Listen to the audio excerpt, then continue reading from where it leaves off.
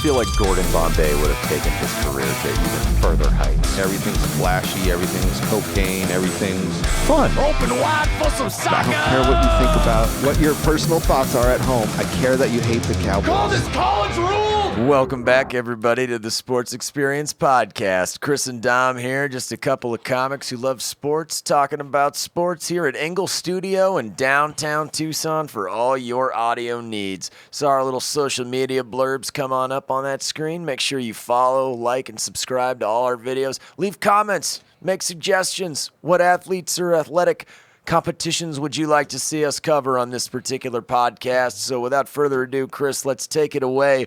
What do we got on tap? We're doing another on soccer, but this is an interesting one because we're doing the Italian cheating scandal, the Calciopoli cheating scandal. That's right, Calciopoli in the mid-2000s in Serie.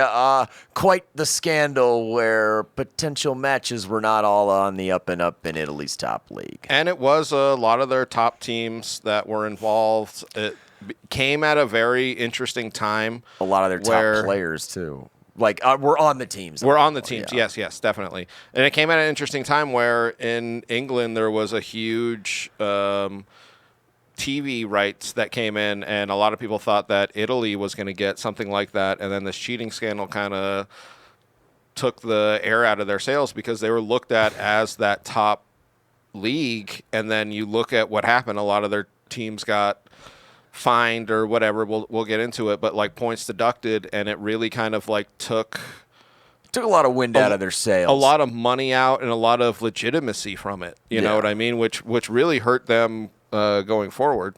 Oh, definitely. So where do we begin as far as the teams involved or what's going down? Well, let's get into how they discover this. So they were under the impression that Juventus was giving their players steroids, or they called it a doping scandal throughout the 90s. So they decided to tap their phones in the early 2000s. Oh, no. So this all came from a doping, or what they were thought Juventus was doing in doping, which was never proven. There was never even any kind of talk on these wiretaps about doping. But what the talks were their technical director and their board of executives talking to these guys who they decide who are going to be the officials for certain games. The people who decide the referees and officials, because like there's an overseeing body that assigns them to games, right, Chris? Yeah, there's an overseeing body, so it's a lot of talks between executives, all the executives on these top clubs that I'll list here in a minute, and these guys who essentially, because I think there's like three guys who say this referee is going to be this game, and then there's a lot of communication between executives and referees. Yes. So there's all of that. So I'm going to let me list the teams that got in trouble and what they, what their punishments are, because it kind of, there's a bunch of stuff that kind of happens from this. So Juventus gets the biggest punishment. Their sporting executives, Maggi and Luciano Maggi, yep, and Antonio Giraudo, end up getting lifetime bans. Yeah. They end up getting relegated to Serie B. Which sucks, and they have a whole bunch of points taken away, don't they? And this is what people were saying, the controversy. So the 2004-2005 season, they get deducted a bunch of points that they were accused of fixing these matches. So they get deducted like 30 points. The title then just becomes null and void. The 04-05 title is null and void. The 05-06 title, they get deducted a bunch of points, but Inter Milan ends up just getting awarded that one. Which is kind of ridiculous. And this is when you consider what else is involved. This is a scandal that they were saying because this was an investigation that unveiled a lot of the inner workings of what happens in the Italian league, which are there's a lot of conflicts of interest. Conflict of interest. You scratch my back, I'll scratch yours. I know this guy. He'll help us. Yep. He'll help us. Really? So they get relegated to B, and they actually start with a 9-point deficit, Juventus.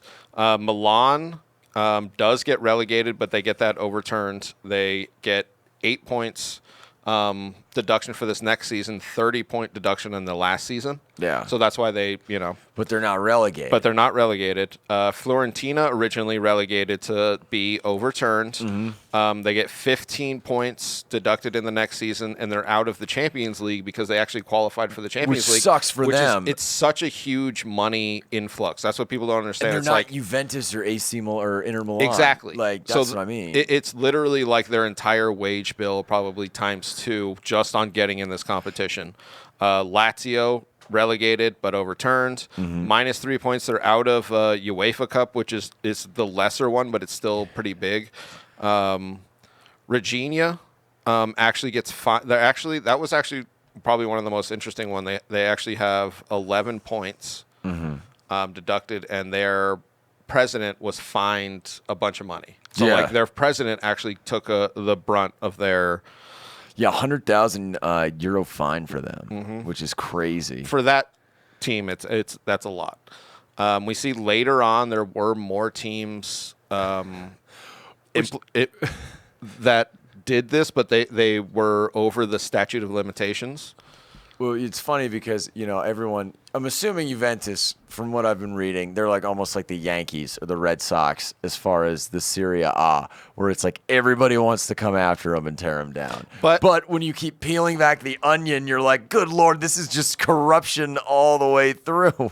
And this is what I wanted your opinion on is it was a very North versus South. Oh, 100%. And that's what they were saying was Juventus got the worst punishment, pretty much mainly because all of the wiretaps started from them, not because they were like the most egregious or like literally every single one of the executives on these teams were saying, hey, we want this guy to ref for us. We want this to happen. You know what I mean? And there were like kind of people like talking shit, being like, oh, there were no payments to the refs, whatever. But like what people were saying was just like, no. The refs would hold on to a yellow card. Oh, yeah. And then the next game, they give their star player their 5th yellow card. He would then get suspended against Juventus. Or like that was the kind of stuff that was like. They were like we talked about in our Black Sox episode. Yes. It's not making the egregious error. It's not like the outward, like everyone can see it. It's those little things like booting a ball or like fumbling a relay, that type of deal. That's exactly, yes.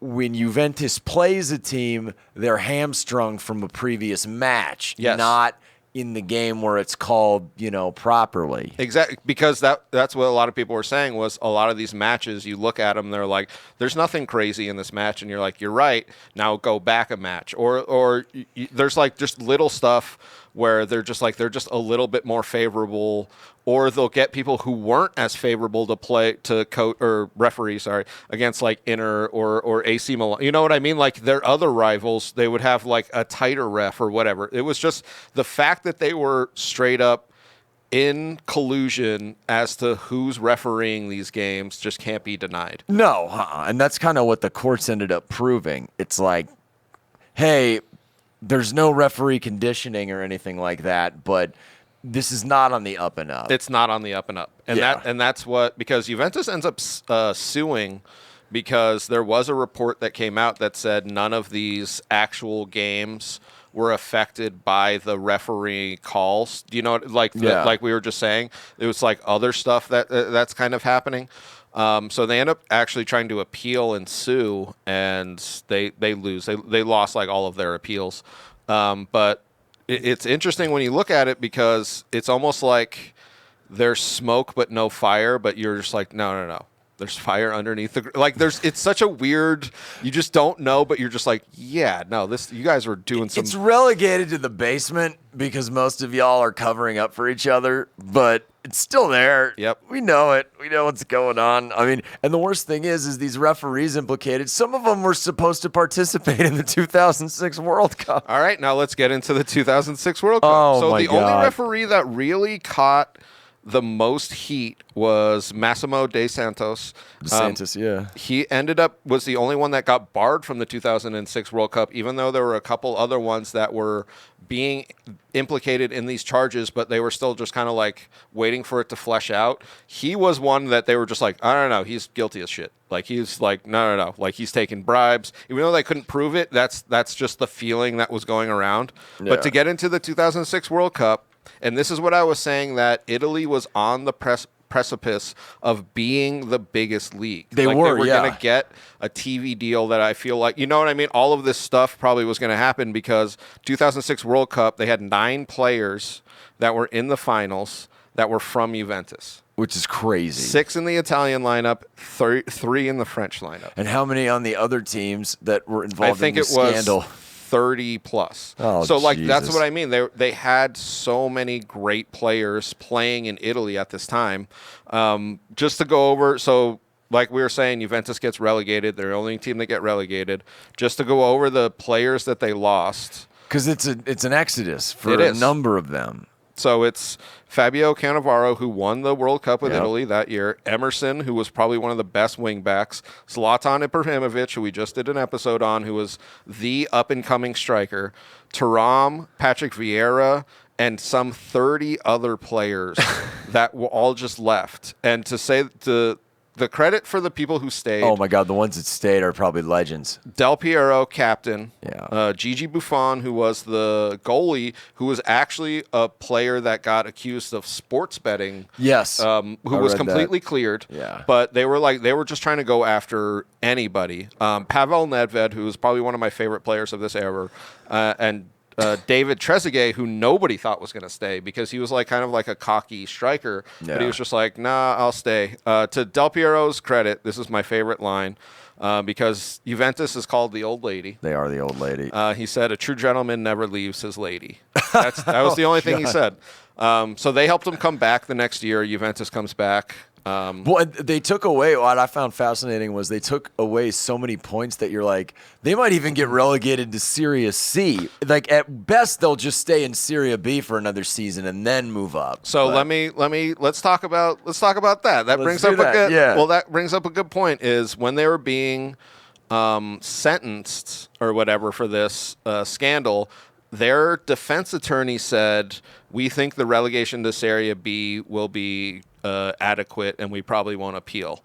And then 10 years or whatever later, they were asking him about that. And he was just like, yeah, that was like half the quote. So what I was saying was they were saying that we were going to get relegated to Serie C. And that's when everybody was just like, oh shit, we didn't realize that. And he was just like, yeah, that's why I said, look, we'll take that essentially 1 year down into B because they took what would be 3 wins away, so they took 9 points away. Yeah. And people were saying, we were just like, well, we have no idea what the team is going to be. They could be down there for the rest. Like, it was such an up in the air. It's almost like when they gave SMU the death penalty, only it was the opposite. It's just like, okay, you're canceled for next season. You're going to lose a bunch of money playing in the lower division, but then you'll just jump up back again after someone's relegated. Well, they didn't know. They didn't. No, that's what I mean. That's the whole mystery. Think about these 4 players that stayed. If they hadn't stayed, oh my God, dude, they probably would have been screwed.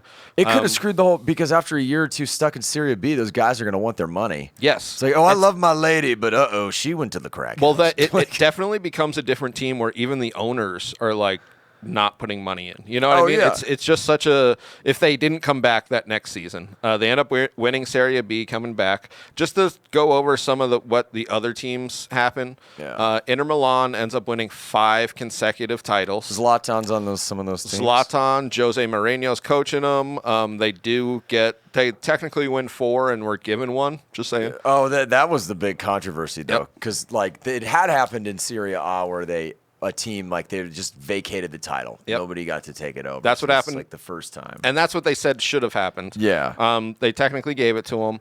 And then AC Milan stopped their run. Like I said, Juventus came back the next season. And then I think they had 2 or 3 7th.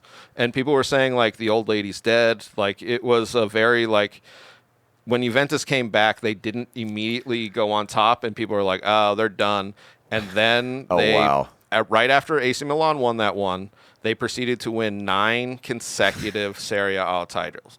And this is what people were saying was, oh no, this scandal was stopping Juventus from winning 20 straight.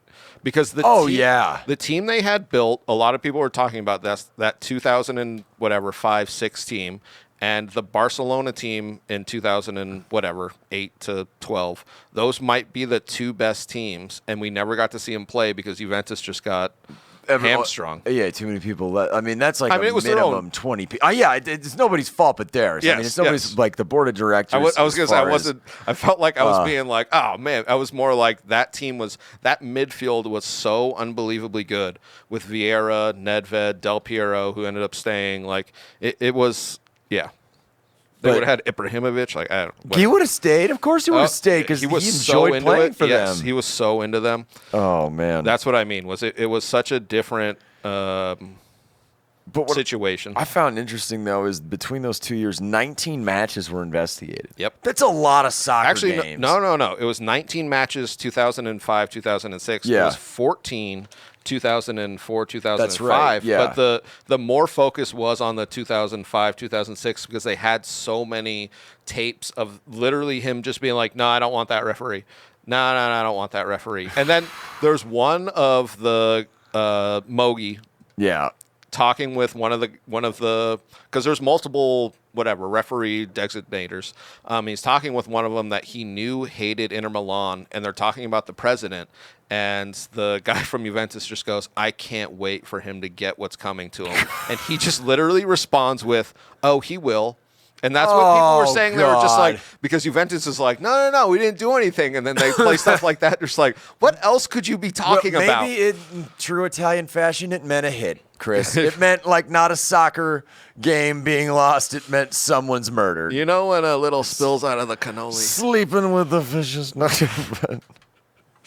But it's crazy But it's crazy to think that many matches were investigated, that they had such power and influence to extend to all these people, particularly the ref governing board and everybody else, to say, oh yeah, we'll do it. So we're interested. I'll say this as to why I feel like it really came hard on Juventus was Juventus brokered a lot of the deals for like Fiorentina of these smaller clubs. Oh, okay. So like not Milan, but like Fiorentina, Lazio, they like almost brokered these deals with them through. So like that's why I feel like they got in more trouble. There was more stuff that came out after all of this, after all the whatever you want to call it, punishment came down. So in 2007, there were a bunch of Swedish SIM cards that got found that literally, this is why I was saying that literally had them communicating with referees. Oh, but God. the Italian courts couldn't like uncover them because they were like foreign. There was all kinds of legal bullshit like that. Oh, jeez. There was all kinds of legal stuff like that when it first broke because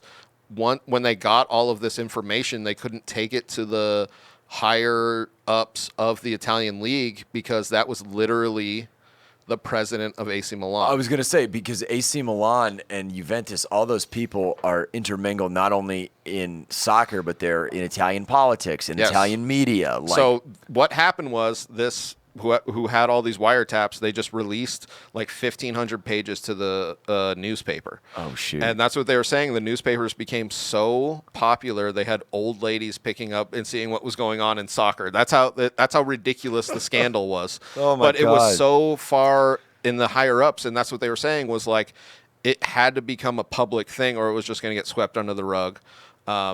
The thing with Inter Milan that ended up happening was because the president of Inter Milan ends up owning a telecommunications company. Mm-hmm. And this was the other thing that Juventus got in trouble for was the president and the board, they had so many connections in the Italian media that they would, first off, they would say so many positive things like showing Juventus in a positive light over other teams. Yeah, and that was a big thing is Juventus is kind of like the Yankees. Yes. Like they're shown more than any Serie A team. They're marketed more than any. And I get it. Well, what they were saying, which is against like these things that they have in place that all of the teams are supposed to not share time, but like they're supposed to be unbiased.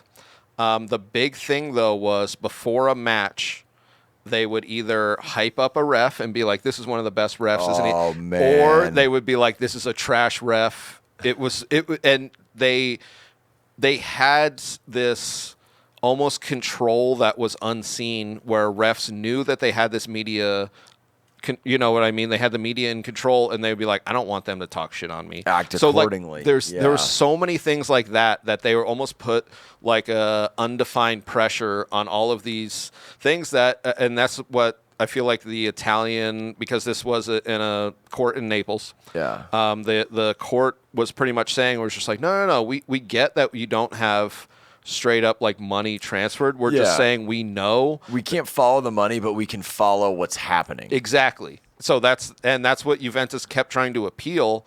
And they even tried to go to a European Supreme Court or whatever you want to call it, because that's what they were saying was just like, no, we want those titles back because you've never technically proven it. And they were just like, nah, we don't need to prove it. We know it happens, but later on we find out that Inter Milan actually kind of did something like that with the telecommunications. That's what I was saying. They were in bed, I think, with the Italian president at the time, Silvio Berlusconi. So it was a very convoluted, and it really screwed them over. But the whole league. The whole league, because when you think in the grand scheme of things, this comes out and it napalms, instead of just not doing it or nipping it in the bud and keeping it hush-hush, because it was the media that picked up on this at the very beginning. That was what led to all of these extra investigations. It wasn't – the league knew what was going on. They had to have known. I was just going to say, it was so many people were so involved with each other that it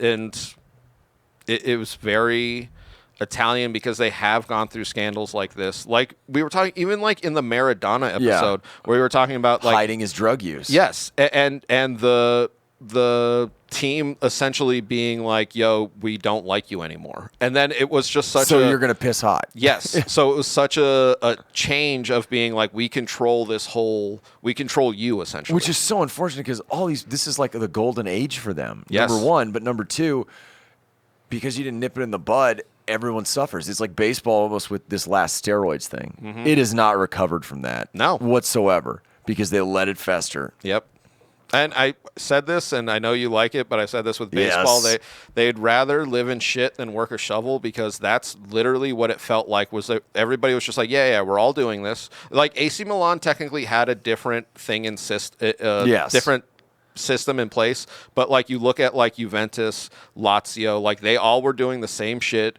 And they all were just being like, yeah, we're all doing this, right? It was just like, yeah. It was almost like I'll tell you what it was almost like is the baseball when they agreed not to sign free agents. When they was that all just mid-'80s collusion. It was God. It was just like it was just like, yeah, we're colluding, right? It was just like, yeah. We're fixing these matches. See where your team comes out. Like, well, it's like, thanks, Juventus. It is a very much it devalues it even almost to this day, where people will almost make like jokes about an Italian ref, or even if it's like obviously not something happening, they'll even make that joke and be like, I don't know, like that's the it's 6. I mean, look how anybody treats the Patriots in football. Exactly. I mean, any fan Astros and baseball, any kind of cheating, you almost can't come back from it, even though you literally aren't doing anything like that even remotely anymore. Like when Juventus literally came back and won 9 consecutive titles, every time people are like, but...